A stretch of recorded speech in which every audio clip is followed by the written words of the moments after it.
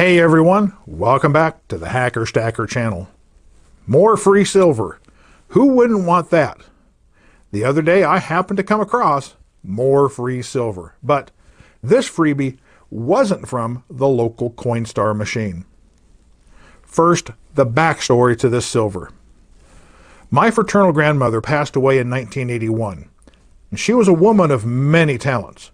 She wrote short stories and poetry, she painted, did ceramics, was proficient in identifying birds, and enjoyed wildlife of all sorts. But her real forte was working with rocks. For the last 20 years of her life, she traveled the entire United States during the warm months, looking for rocks. She had a special knack for looking past the plain, dull rock surface like she had X-ray vision. She could seemingly take an ugly duckling and know what's inside. She'd haul these rocks back to her workshop and spend the winter months putting them through her rock cutter. And that would bring out some of the most wonderful sights you can imagine. With these slabs, she would study them and figure out how to make the best use of the material to make into jewelry. From there, she would work further on the pieces, grinding, cutting, shaping, polishing. Many of them ended up in a form like these, probably destined to become necklaces. But this wasn't all. She wasn't finished with them yet. Folks, I appreciate you taking the time to watch my videos, so be sure to like, share, comment, and subscribe, and hit that bell to get notifications on new content. This channel cannot grow without your support. Now, since I've been in possession of her rock collection, I've begun dispersing them out through the extended family. I wanted to make sure that these stayed in the family, especially her finished products. And these are some of the necklaces that she actually completed, just never got around to doing anything with before she passed away.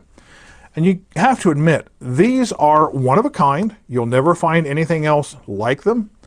And they would go good either with traditional clothing or a modern outfit. And as I started to go through all these treasures, I found something that really surprised me. And it is this. A 5-gram JM silver bar. Now, not JM Bullion the retailer, JM Assayers and Refiners. Nothing earth-shattering to be sure, but it was something that I hadn't seen in almost half a century. Now, I recall seeing this back in my teens, and even though it's been in my possession since 1981, I didn't know it was there because her rock collection was so extensive. And it really shocked me to see it. I don't know how it got included in a rock collection. I have no idea whether it was something my grandparents had acquired, or it came into their possession, or even the box that all these rocks came in some other way. But there it was at the bottom of the box, this 5-gram bar of silver.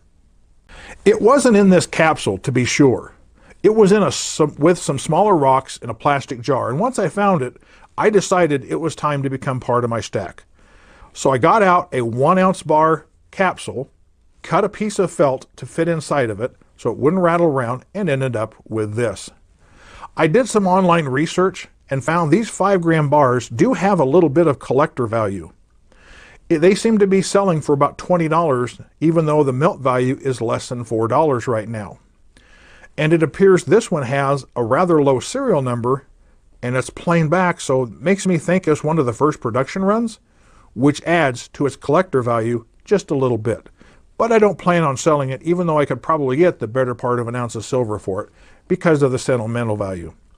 So I symbolically went hard rock mining for the sum total of 5 grams of silver in bar form that's over 50 years old and is no longer produced. That's my story, and I'm sticking with it. So stack what you like what you stack, keep on stacking, and I'll see you in the next video.